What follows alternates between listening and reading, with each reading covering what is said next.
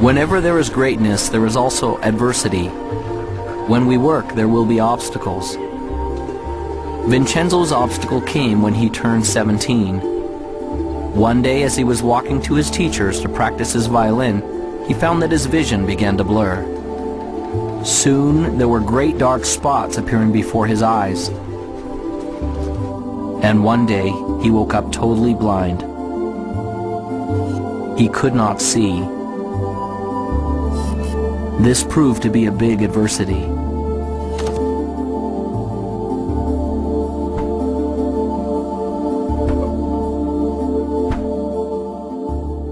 On March 10, 1981, I thought I had the world by the tail.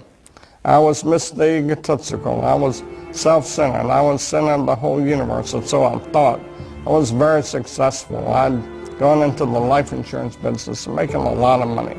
Had a nice home, had a nice car, had a wife. You know, I was living the American dream, and so I thought. And then I went and bought myself an airplane. The next day I took off in that airplane for a little pleasure trip just to check it out. Then in that day my whole life changed. I had a power failure. When I was landing, the engine failed. I had some power lines and crashed. I was just entering my senior year and I wasn't really going out much. We had moved to a new town and I was feeling a bit awkward in my skin. I went out and I met someone. I thought, oh, he's the one, and ended up pregnant in my senior year. And if you want to be judged, I was going into a school where there were nuns, and they were convinced, and so was my entire school system, that found out I was pregnant in my senior year, that I was going to go to some place with the letter H and 3 letters that followed. And it took me a long time to regain my self-esteem. And so my life started out as a pregnant teenage runaway. When I was born, my parents didn't know that I was didn't think that I was going to be a little person, of course. So that was a big surprise. And they had some difficulty with it, some challenges with it. Then I went off to school, and I had challenges with kids there, teasing me, calling me names, stuff like that. 4 days later, I woke up in the hospital. I was in coma 4 days, and I was in bad shape. My neck was broken at the first and second cervical vertebrae, and my spinal cord was crushed. The nerves that control my diaphragm were destroyed, and I couldn't breathe. My swelling from your flesh was destroyed, and I couldn't eat or drink. My larynx and voice box were crushed. Every muscle in my body was destroyed. I couldn't do anything but blink my eyes. My bowel, blood, and kidneys didn't have function. I lay there for 8 months in that hospital. All I could do was blink my eyes. The doctor said it was hopeless. I prayed that I could learn something through this experience, and maybe one day I could help others through it. Well, I gave birth to a little baby girl, and I kept that little baby girl for 5 months. And it was a tough 5 months. It was a tough road to hoe.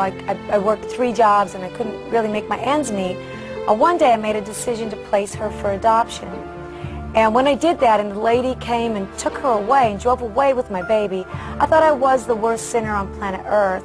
And it took a long time for me to regain self-esteem and to come to know myself, that I was a valuable person and I was a valuable part of this society. And in 4th grade, a turning point came for me, one of the first ones, when I realized that being a little person wasn't something that, wasn't a costume that I could take off one day, that actually I was going to be a little person for the rest of my life. And my friends were now at least 1.5 to 2 feet taller than me. I wasn't just the short kids in the class. I was now significantly different. 8 months later, I walked out of the hospital on my own 2 feet. The doctor said it was impossible, but I walked out of there. But that wasn't the end of the journey. That was just the beginning, because I had 5 more years of intense occupational physical therapy. So I went to work. And when I went to work, I decided I was going to make something of myself. And maybe one day I'd see that little girl again, and maybe I'd be able to be an example, a living example of something wonderful. One day I was sitting with my teacher for spiritual and personal growth, and he said to me, you know, Peggy, I noticed that you spend a lot of time in this fantasy that one day you're going to wake up like an average-sized person, or as an average-sized person, and all your problems are going to be gone. But that's not really so realistic. And I bet your success level would be much higher if instead you focus on the things that you can change. The things like your attitude, your beliefs, your connection to spirit, all those kinds of things. So that was a turning point for me, and I actually looked at that and I was like, oh my God, I'm believing in this fantasy. And I had to come to terms with the fact that I had to accept that I couldn't change my outer size, but I saw that I could change my inner size. See, it didn't matter what the doctors thought. It didn't matter what the medical profession thought. It didn't matter what other people thought or believed. What really mattered was what I believed. See, a lot of people think, well, I can't do this, I can't do that, because everybody tells them they can't do that. And I tell them it doesn't matter what other people tell them, it matters what they think. Well, last year on Mother's Day, now we're talking 27 years after that day when that lady drove away with that baby, I got a call from guess who? My little daughter, Jackie. And she said on the telephone, could I call you Mom? That was huge. That was huge for me. And I don't care what happened to you in your life. Someone told you you're a sinner and you're so down and out that you think you're nothing and you're a nobody. You're somebody. You find it within yourself and you get up. Pull yourself up by your bootstraps. You get out there and do good works. Jackie and I have become real good friends today. And I thank God she's a valuable part of this life. You know, I barely finished high school. Today I sat on the Harvard Women's Leadership Board. Were the times I was down, were the times that maybe the vision started to fade a little bit, you know, I'd be dishonest if I said they weren't. Of course there were times. But I didn't stay focused on that very long. See, it's okay to let yourself get down, but it's not okay to stay down. I have gone from the depths of darkness to the height of amazing, amazing joy and even ecstasy. I always say that I used to cry every day out of sadness. Now I cry most days out of joy.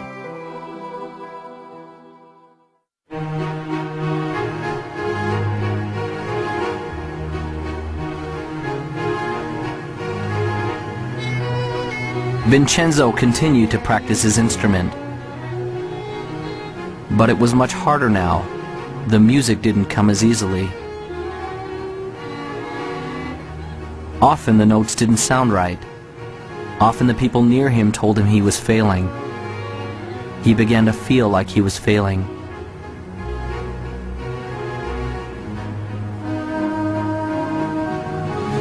I can't.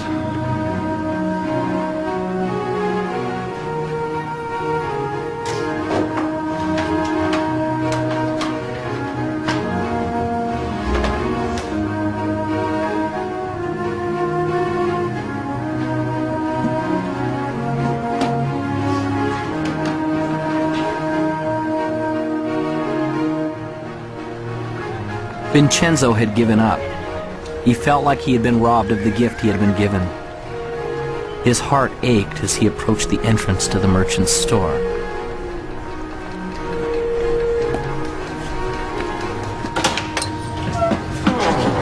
Hi, Vincenzo. What a surprise. What things do you do?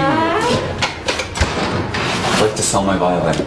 Those were the most painful words that he had ever spoken. Are you certain about that?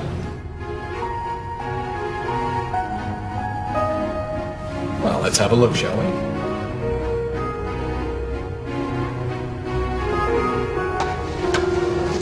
Oh my. Isn't this the same violin I sold you many years ago? And you want to bring it back to me? Yes, I do. Well, I'm certain you've kept it in fine condition. But I really have to know that it works. So, would you do me a small favor, Vincenzo? I wonder if you would play a little bit for me, the Pjesa. I don't have my music with me. Sometimes we don't need sheet music. Sometimes music is in the soul. So,